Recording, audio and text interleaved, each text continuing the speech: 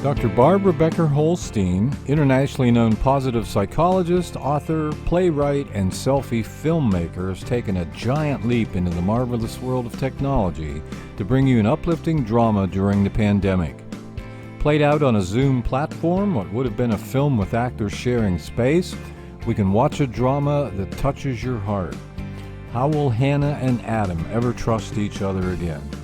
Sit down, relax, and let the wizardry of podcast technology and the Zoom platform bring you into the world of Hannah and Adam.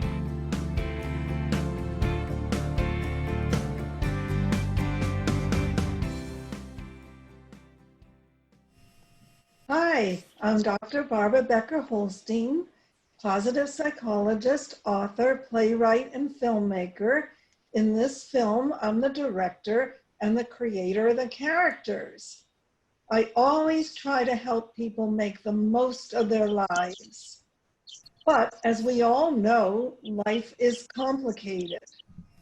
So this was to be a film based on some of the complications of marriage. The wife had already appeared in several of my books for girls as a tween, and several of my selfie films as a teen. This was to be, as I said, a film. That's when we had to take the lemons of life and turn them into lemonade. The pandemic did it for us. The results were not a film version of Life is Complicated, but instead an old-fashioned radio drama. And that's what tonight we are premiering. Life is complicated, and having it as a radio drama gives us a chance to sit back, relax, and let the magic of drama combine with your vivid imagination. Well, I guess I better get out of harm's way and let the show begin. And now, Life is Complicated. Gentle music plays in the background of a candlelit dining room. Hannah, a mid-30s attractive woman, is sitting alone at an intricately set dining table. The beautiful meal laid out before her is getting cold as she sits in silence, sipping her glass of wine. The sound of a car pulling up to the house fills the dining room, and Hannah puts down her wine and straightens up a bit, anticipating the entry of her husband, Adam, who was heard entering the house. The sound of his keys being tossed on the kitchen counter precedes his entrance into the dining room. Hi, honey. Hi. Adam, mid-30s, enters the room while loosening his tie. He barely looks at his wife or the scene Hannah set for what she was hoping would be a nice romantic dinner for two. Instead, he simply sits down and starts devouring the intricately plated food. Hannah stares at her husband in disbelief. How was your day? It was good. You? Mine was fine. Did you get my text? Shit. Yes. I forgot to stop. Oh, I'm sorry. It escaped my mind. it's okay. I can manage without it tonight. I'll get it in the morning. Adam begins a new attack on his dinner. Hannah picks up her wine and sips it. She looks at her husband in a mixture of disgust, pity, and sadness. She puts it down and picks up her fork. Bon appetit. Hannah delicately begins to eat her meal. Later, Hannah stands at the kitchen sink in front of the pile of dirty dishes from dinner. The gentle music is now drowned out by the sounds of a sporting event on the TV. She looks over and sees Adam sitting on the couch with his feet up in the living room. Can I get a hand with these dishes? The game is about to start. I'll do them later. In the bedroom later, she gets into bed with Adam, who is on his cell phone. She lays next to him, and he pays no attention to her. The contempt inside of her is reaching its limit. She rolls over and is now clearly upset. He reaches over and puts his hand on her shoulder, and Hannah pulls away from his touch. Don't. What's the matter? Baby, what is it? Really. What? Honey, what is going on? The fact that you even have to ask me that question tells me all that I need to know. That's not fair. I'm just... Fair. Fair. You want to talk about fair. Is it fair for me to work all day, come home, cook dinner, clean the dishes, and do the work around the house while you stuff your face and sit in front of the TV? Hey, I work hard all day. I'm sorry if I come home starving. I just want to relax. You don't think that I work hard, that I'd like to relax? I said I would do the dishes. Honey, I'm sorry. I just... Is this about not going to the pharmacy? It's everything, Adam. I feel like you're maid instead of your wife. You know, we used to be able to just be together.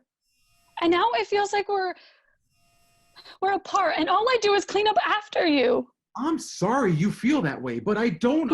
Yeah, did you hear what song was playing during dinner? Huh? I had the record player on. Did you even notice? What? Did you notice the china, the atmosphere? What? See, you have no clue. You're just not present with me. You're always working, watching TV, or on your phone when you're home. Hey, that is not fair. Ah, there you go again with that word, fair. Life isn't fair, Adam. It's not. But you could at least treat me fairly. It took me crying in bed next to you for you to even get off your phone. That is ridiculous. You are being ridiculous. Jerk. You are being a jerk and you don't even realize it. What the hell is this? Are all these pills you're taking messing with your mind? You know, ever since you started taking them, you've been different. It's not the pills, Adam. You know, my whole life, I've dealt with other people's problems. My family's secrets, my friends' dramas, stupid boyfriends. You were supposed to be different. Really? I think it's those damn pills. I haven't changed. I'm not saying you've changed. I wish I didn't have to take them. I do. I wish that we could get pregnant normally, but that is not our reality. And I take them to give us a chance for a family, but it feels like you don't want that anymore. That you don't want me anymore. I feel like you hate me for it, for everything that's happened. There it is, the underlying true issue. There's a heaviness in the room, but the yelling has stopped. In its place is silence weighed down by the gravity of the moment. Hey, listen, we're both upset. It's late. I have work in the morning. I think it's best if I just go sleep on the couch and we can talk about this tomorrow, okay? Do whatever you want. Adam and Hannah stare at each other for a beat before Adam grabs his pillow off the bed and walks out of the room. She gets out of bed, lays down, and stares up at the ceiling, and tears began to well in her eyes. In the bedroom, the next morning, Hannah wakes up, sits up in bed, and the room is empty. She looks at the couch where Adam slept, and he's gone. She pours herself a coffee, sits down, alone in her thoughts, and her phone rings.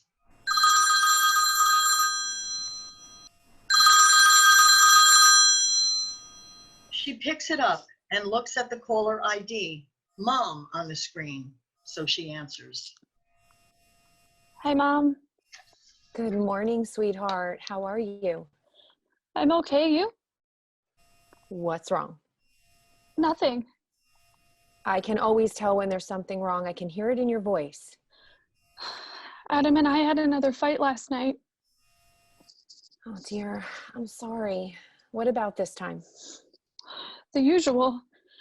Oh, but I really don't want to talk about it, okay, Mom? Okay. Well, listen, we're all set for this move on Sunday. I still have some boxes for you. Do you think you can come and get them today or tomorrow? Sure, Mom, that sounds good.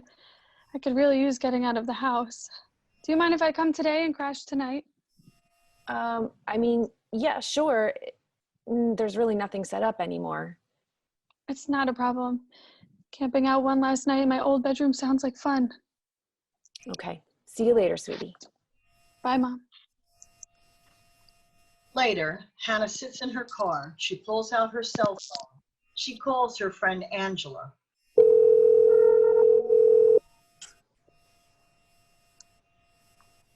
What's up, stranger?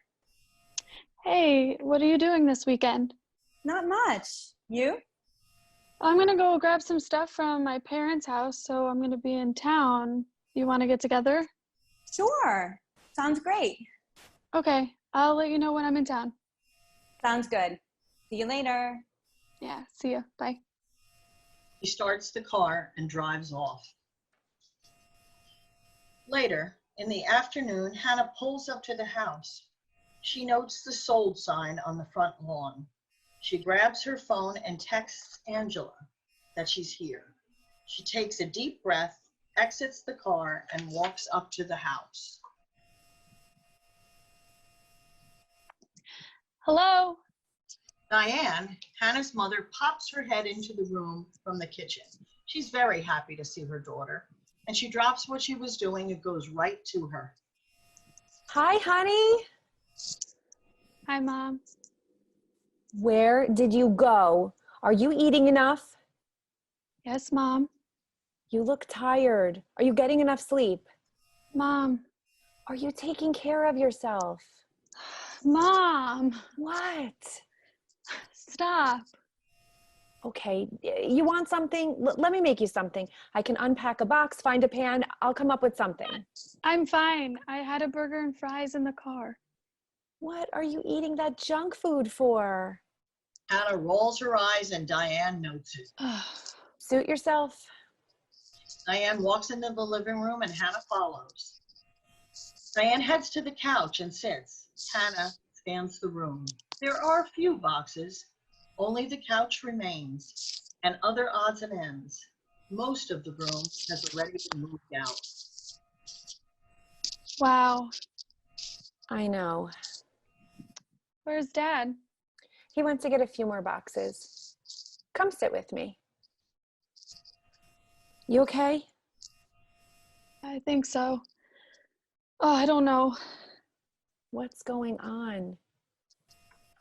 Adam and I have been fighting more and more, and I don't know if it was the miscarriage or if it started before it and I didn't realize it. It just feels like we're heading towards the path of...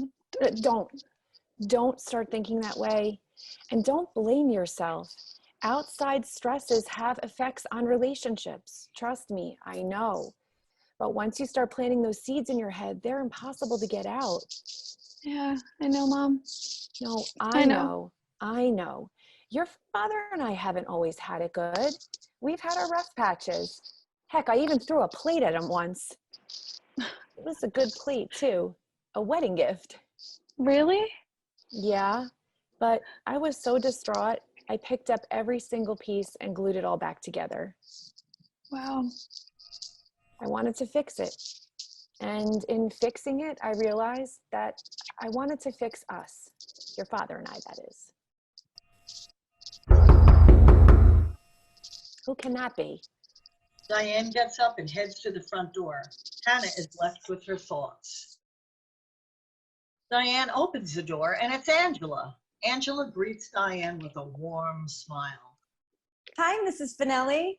Angela, I didn't know you were coming. How are you? I'm doing well. Can't believe you're selling the house. Angela, Hi. I've missed you. I've missed you too.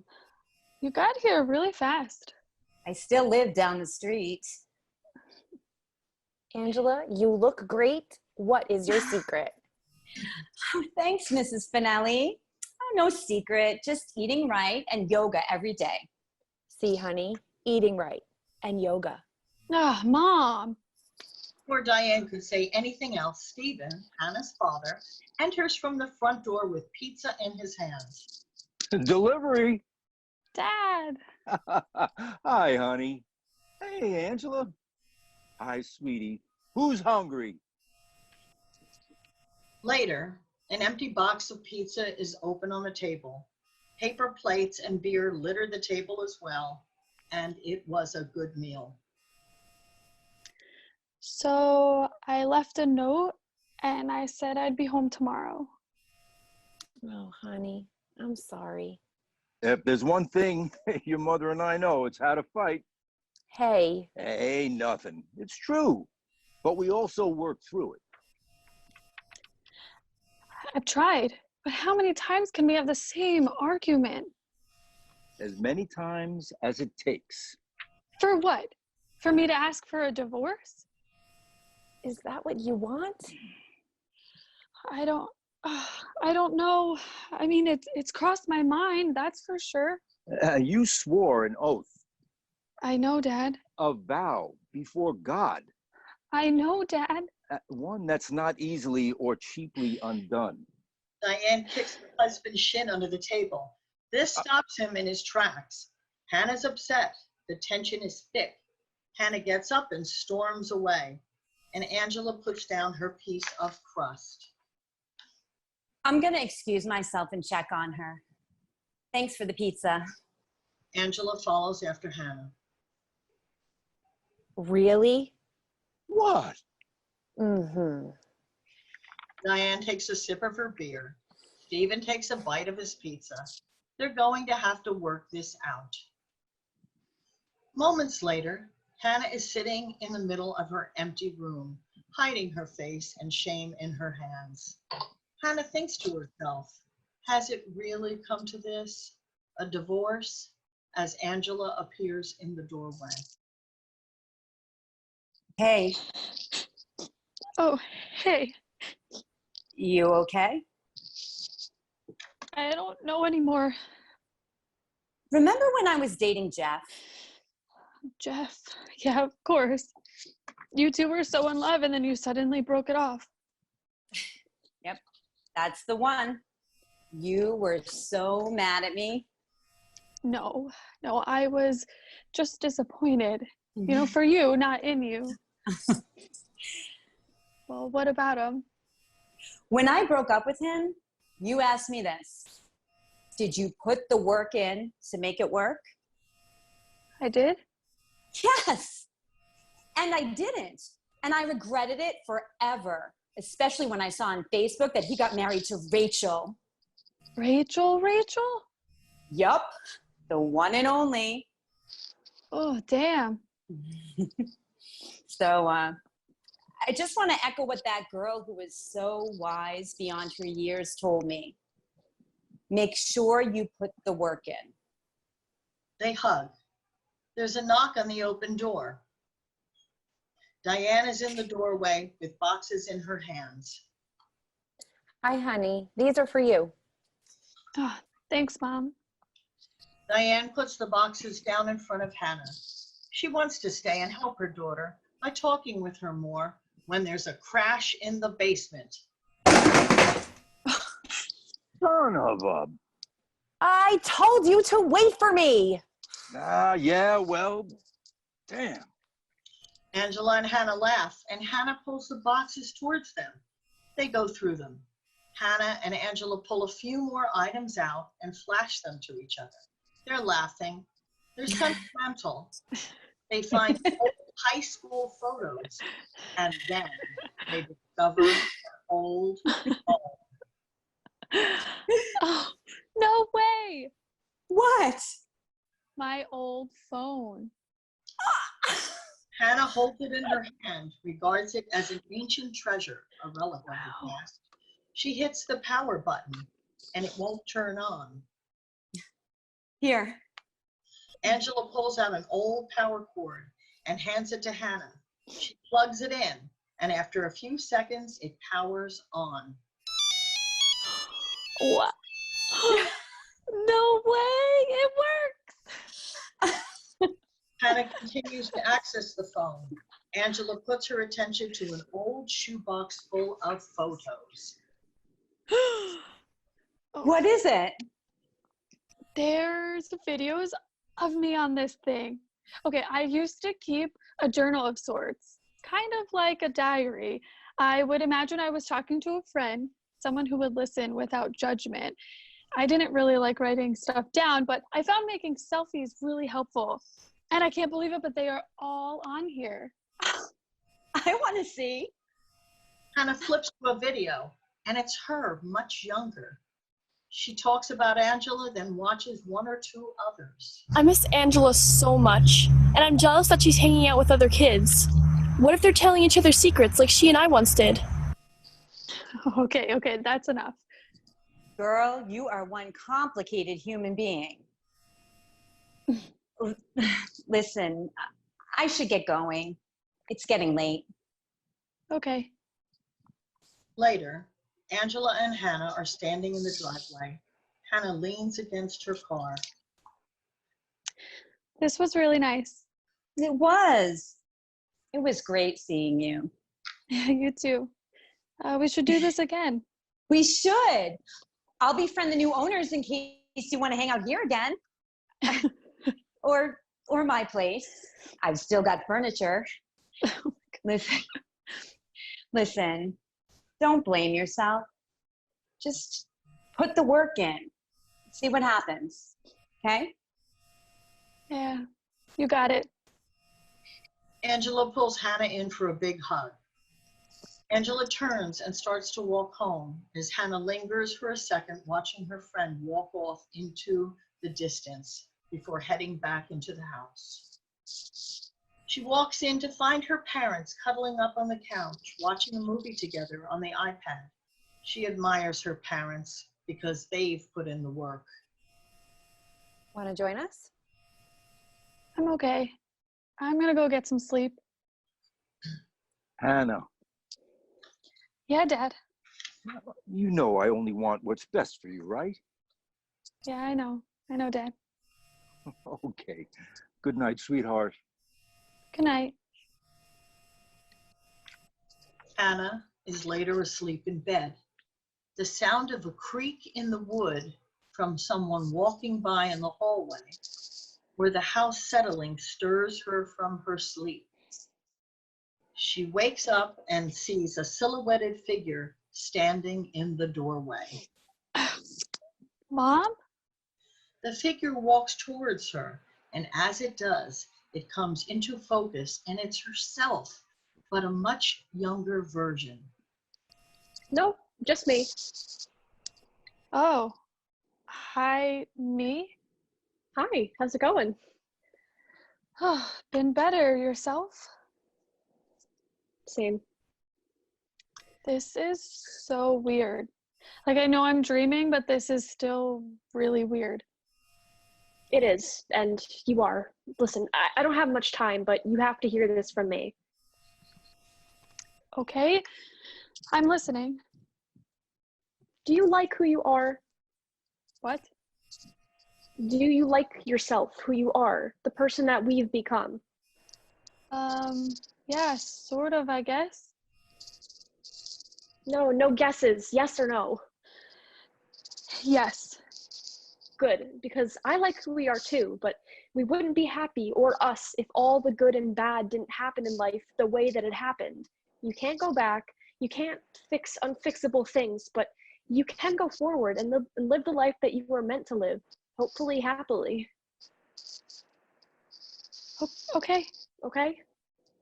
Okay. Great. I've got to go now, but if you ever need me, I'm right here. Young Hannah points to Hannah's heart, and Hannah smiles. And it's really important to me that you live a great life. Hannah's eyes well up with tears. She wakes from her sleep, goes back to her phone, and finds an old selfie of her. I miss Angela so much, and I'm jealous that she's hanging out with other kids. A message from her past is the final push for her to know what to do. She kisses the still image of herself on the phone. In the kitchen, the next morning, her mother and father are sitting having coffee. Morning. Morning. Coffee? Sure. Last morning, huh? Yep. Lots of memories in this house. Sure are. Good and bad. Mostly good. All good from where I'm sitting. I should really get going. Yeah, the truck's gonna be here any minute.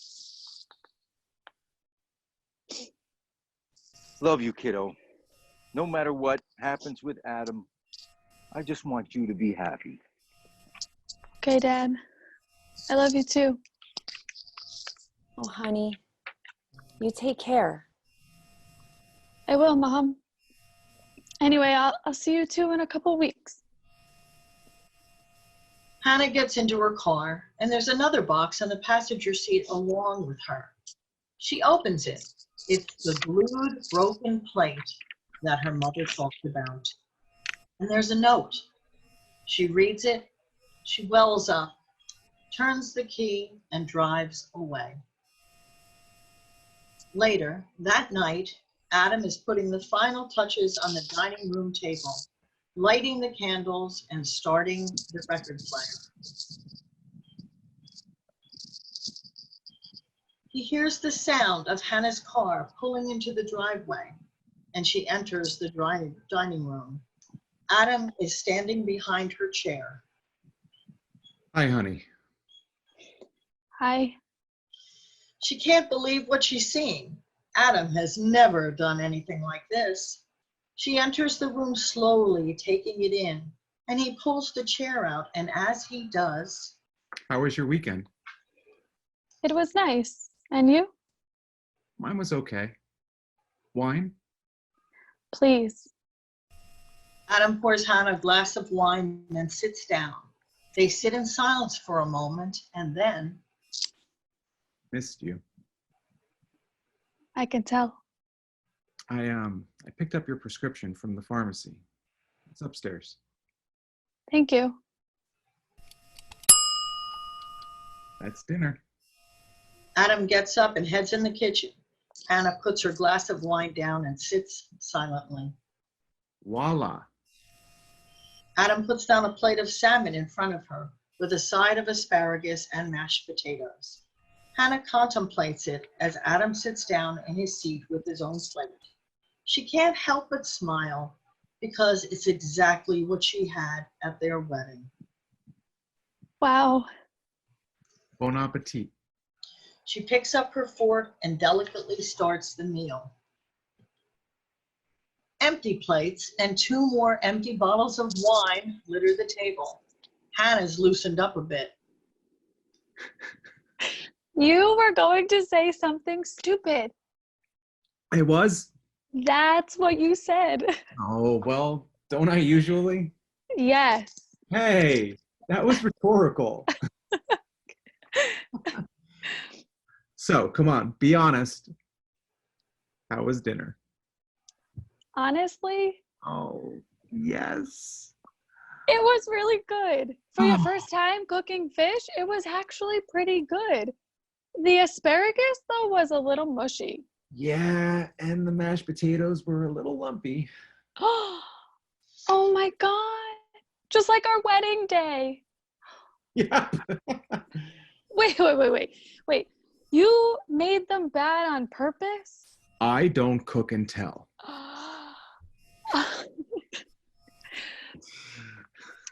I've been really upset. I know. But it's been more than losing our baby, and fighting over stupid stuff just never helps. I know, honey. I know. And I know I can be difficult to deal with, and God knows cleaning has never been one of my strong suits. No. But I'm really glad that I went to my parents this weekend. I needed that separation to recenter myself and to be able to come home to our love again. And I got everything I needed this weekend from my mom, my dad, Angela, myself, oh, and now you. It's all helped me remember who I am and what we are together. Wow. Wow, honey. That's deep.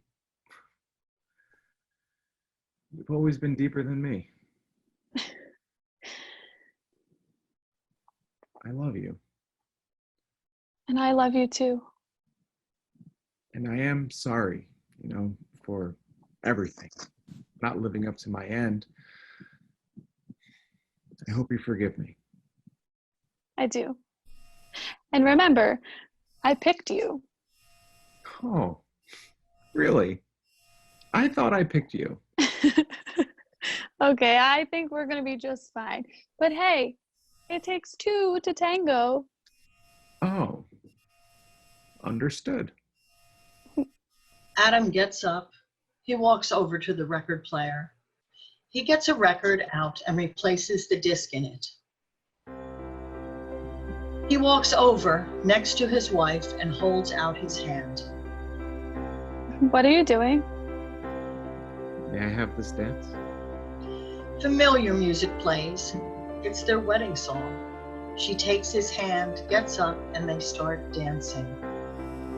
Oh, you're off to a great start. Wait till you see what I have for dessert. They continue to dance, and Hannah pulls her husband in close, and we leave them to each other.